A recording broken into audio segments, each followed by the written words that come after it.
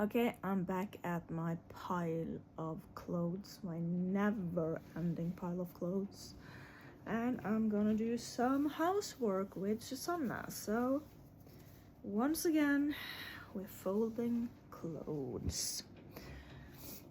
And I'm probably gonna sneeze in this video because the pollen season is heavily upon us. And I am not particularly good at remembering taking my meds, so yeah. Today I want to talk about cheating, infidelity, and how therapists and couples therapists and family counselors and others should help, or at least think about how to help couples struggling with this. Because there is, if you hear some kind of rain sound, it's the neighbors. They are doing some work in their garden.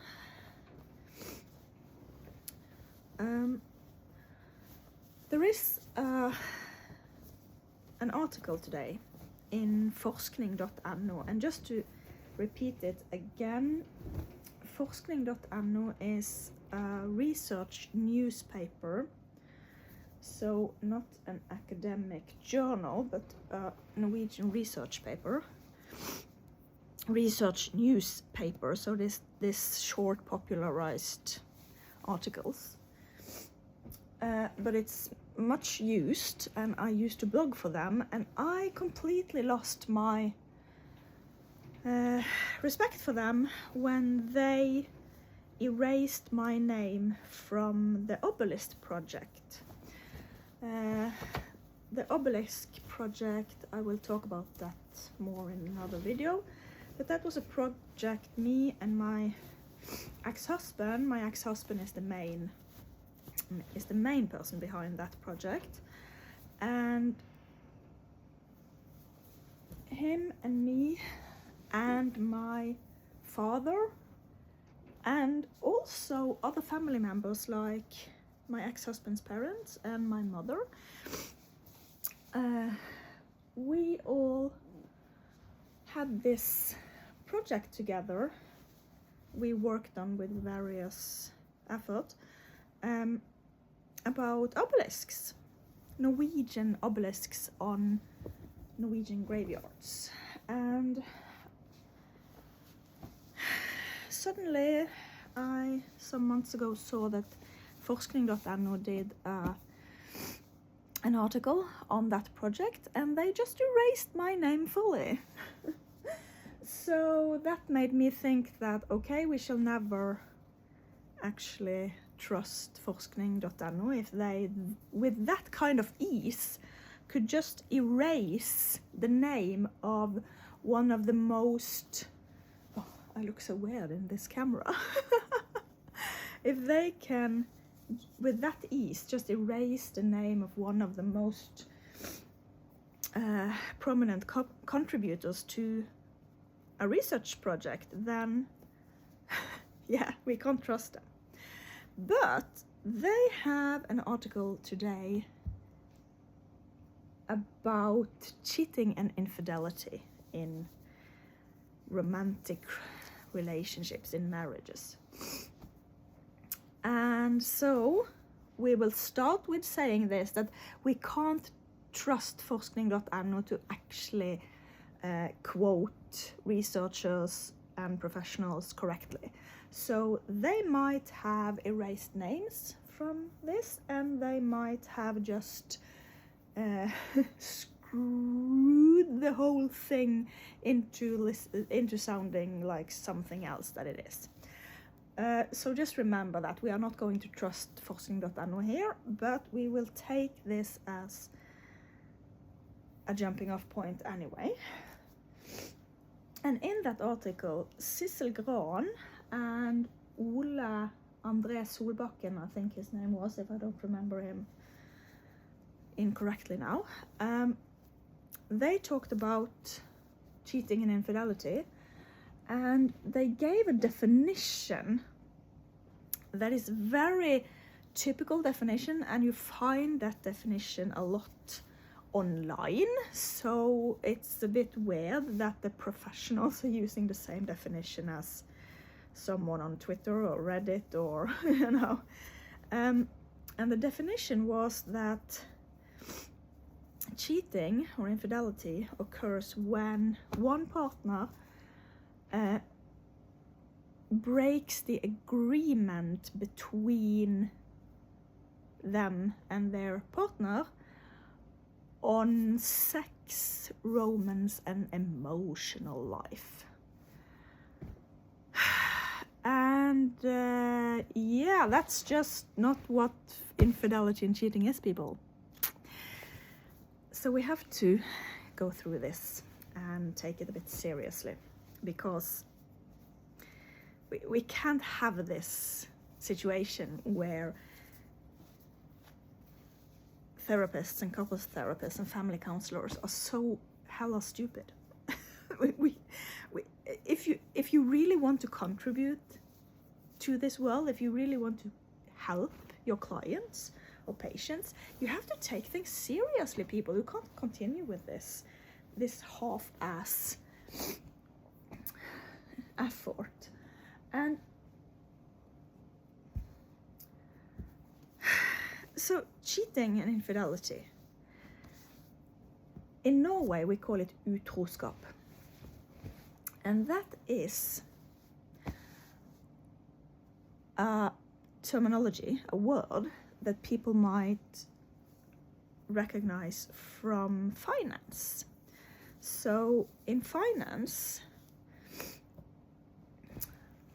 utroskap can be to just, if you work in one type of business, you work for a firm, you work for one employer, and then suddenly you have done something that makes the competition, makes the another competing firm or business earn money that you should have earned.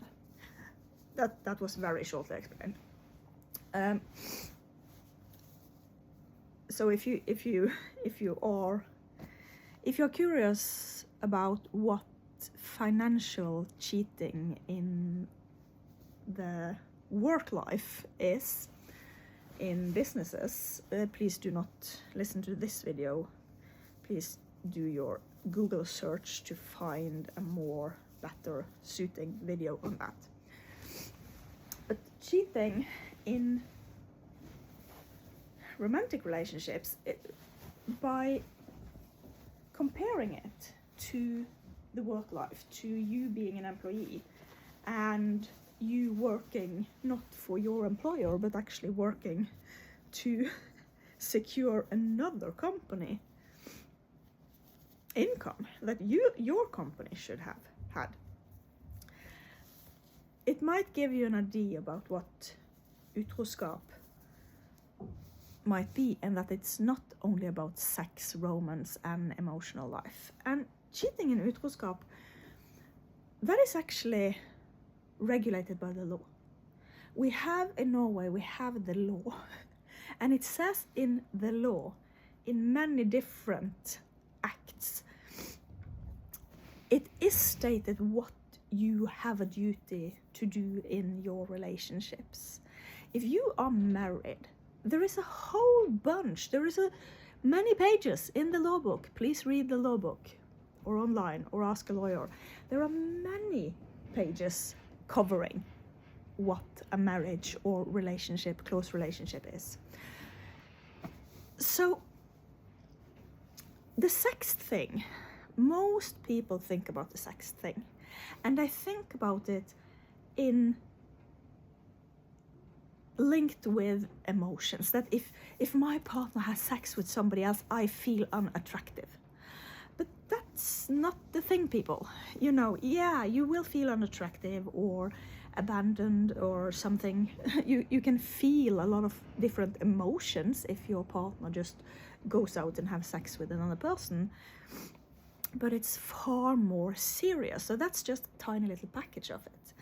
So sexual cheating, sexual infidelity, that means that your partner has put you potentially in danger, because cheating, to have sexual cheating, to have sex with another person can bring sexual infections, sexual diseases to you.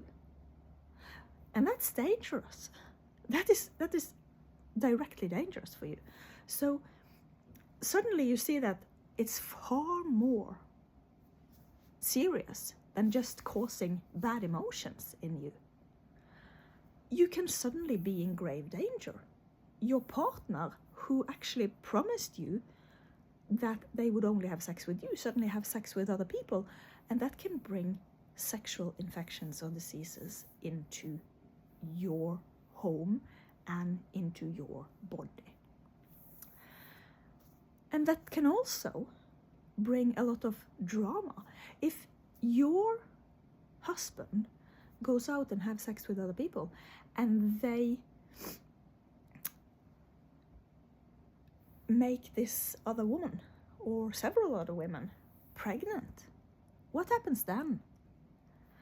Suddenly you have stepchildren.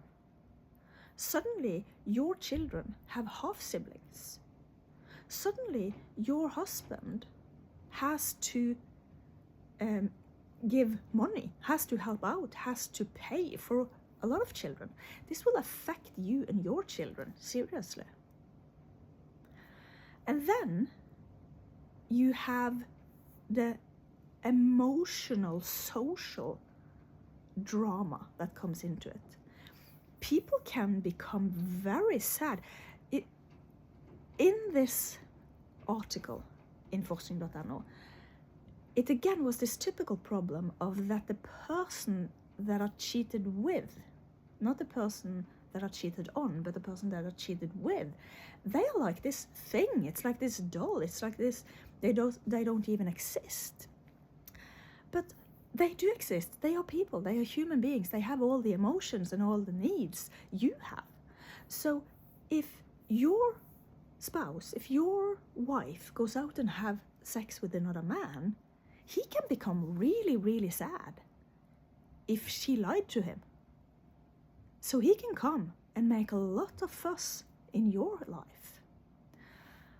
And we are still only on the sexual cheating part. We're still only on the sexual infidelity here. And now you might see that this is huge. This is serious. This is very, very, very huge. And we're still only on the sexual part. And then comes the romantic part.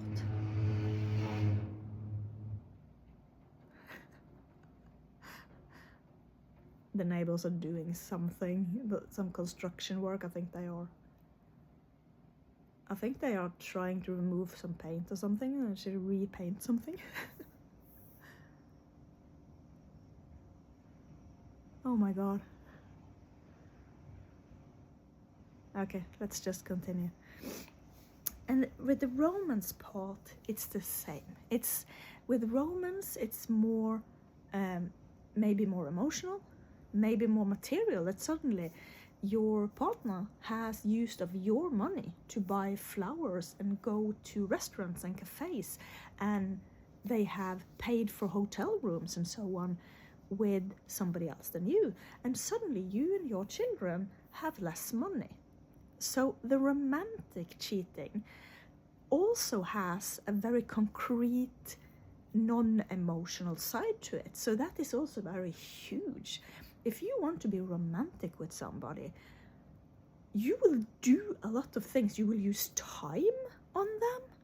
And that was time you maybe should have used with your wife or your husband or your children to do important things in your life. So you use time on them, you use energy on them. So you come home and you're tired. And then you use money on them. And you use practical stuff, you use materials on them. So also romantic cheating is huge. And now we're only on sexual and romantic cheating. And then we have the emotional cheating. And your emotional life is very important. It's an important part of us. It's not the whole part of us, but emotional life is important. To cheat, to go to another person with your emotional needs, robs your partner from getting their emotional needs fulfilled, because this is a give and take situation.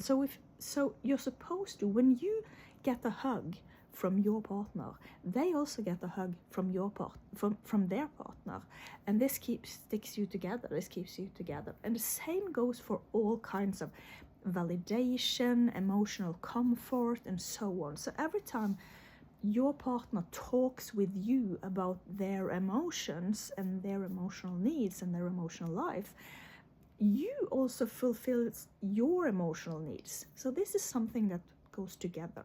But if you or they go to another person, where are you going to get your needs fulfilled? If they go and hug another person, who will hug you? So that is also a huge impact on you. And still we are only on the sexual, romantic, and emotional part of it. And that's the only 3 things that is mentioned by the so-called professionals in this definition by the professionals. But that is not the full story, people. And especially therapists and family therapists need to take this seriously, because that is not the full story. Then you have the social. We humans are social creatures. So when you have a partner, you are supposed to know who will sit next to you in a funeral, who will sit next to you in a wedding, who will sit next to you in the garden, who will share hobbies with you. You are supposed to trust that when you watch TV, your partner will also be there to watch TV. Your social needs are supposed to be fulfilled by your partner. Not all social needs, not 100%, but if you cohabitate with somebody, you can say that, okay, 80% of my social needs will be fulfilled at home with my spouse or with my children. And that is just normal. You are actually supposed to, it's a huge part of a relationship to be social together. But if you or your partner then goes out with friends, and here we might see how the confusion starts to get in, because it's with friends. It's no longer with a side piece. Now it's with friends, but it is actually a side piece anyway. So if you go out with your friends to a concert, or you go out with your friends to work in the garden, or you go out with your friends to watch TV or go to the cinema, or you play football with your friends, suddenly there is nothing left of the relationship. So that is also cheating, people. This is important. That is also cheating, because if you have a partner, you are supposed to trust that they are there for you socially, that your social needs are going to be met by your partner first and foremost. And then we come to the financial side, economics, money. So now we have sexual cheating, romantic cheating, emotional cheating, and social cheating. And now we come to financial cheating. Financial cheating is that you are supposed to trust that the money you have together with your spouse, no matter if you have separate bank accounts or joint bank accounts, no matter how you do it practically, you are supposed to trust that they will take care of the financial burden in their part of the relationship. So if you both have jobs, both have income, you are supposed to trust that their income and your income together will support the relationship and children and so on.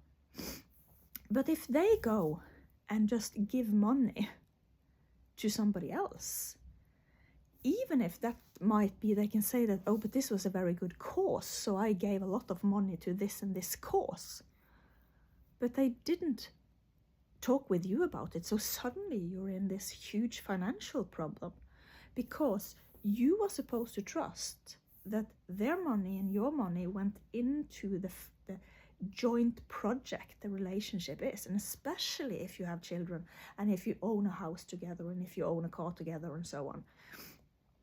And they have actually been cheating on you financially with maybe the Red Cross, with maybe Doctors Without Borders. But suddenly that doesn't look like cheating at all, because how can you cheat with Doctors Without Borders?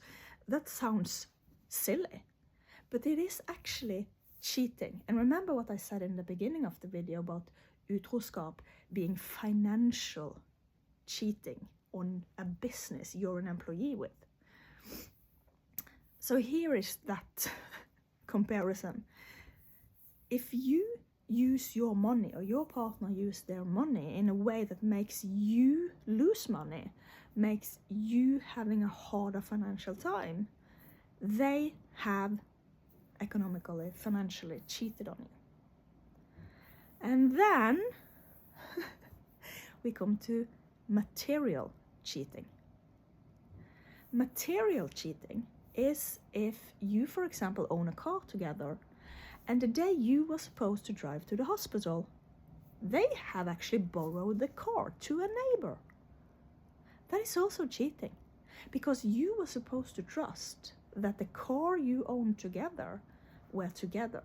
So your spouse has used the material goods you had to actually just take it from you when you needed it and then given it to somebody else. That is also cheating. And this video is starting to get a bit long, so I'm trying to speed it a bit up here. Then comes the practical cheating. And practical is kind of the same, that the person goes and help out another person instead of you. So you need somebody to paint the doors in your house because they are old and they need a coat of paint. And then suddenly your spouse has gone to a friend and painted their house instead. That's also cheating. And then the last point is child rearing, to raise children together. That is a very important point. And you see up here, here's a picture of my son. And this is exactly what my husband, ex-husband, and he has been doing for years when we were married and afterwards. Instead of talking with me, who is the mother of this child, instead of talking with me about how to raise our child together, he was talking with everybody else and is still talking with everybody else. He just cut me out of it and said, "You're not the mother." Yeah, but I am a mother. This boy up here, he has the right to me as a mother. He has been robbed of a mother. And that is also a form of cheating. So if you, for example, go to a friend and discuss your children with a friend instead of discussing your children with their other parent, that's cheating. If you go and discuss your children with the public system, for example in Norway, and you just cut out, like the father of this boy has done, he has just cut out. He is talking with the public system instead of me. That is cheating, people. So cheating is far more than these therapists, couples therapists like Sissel Gran and Ole André. What was he called? Oh my God, I've forgotten him. But whatever. Solbakken. Cheating is far more than they say. So if you go to a couples therapist, or if you are a couples therapist, you need to be aware of this. This cheating is huge. It's really, really something that has impact on people. It's a big picture. So you need to take this seriously. If you just sit there and work on the sexual cheating or the emotional cheating or the romantic cheating, That's just a tiny piece of the picture. And for some reason your clients aren't getting better. Oh my God, how strange. Yeah, that is because you are not taking it seriously. You need to take things seriously. If you can't take things seriously, don't be a therapist. And if you can't say to your therapist, you need to take this seriously, do not see a therapist. So you have sexual cheating, romantic cheating, emotional cheating, you have social cheating, you have financial, economic, money cheating, you have material cheating, you have practical cheating, and you have cheating when it comes to raising children. That's huge, people. Okay, my leg is falling asleep here. I need to get, I did some housework. I'm gonna put all these socks in their drawer. Okay, see you next time.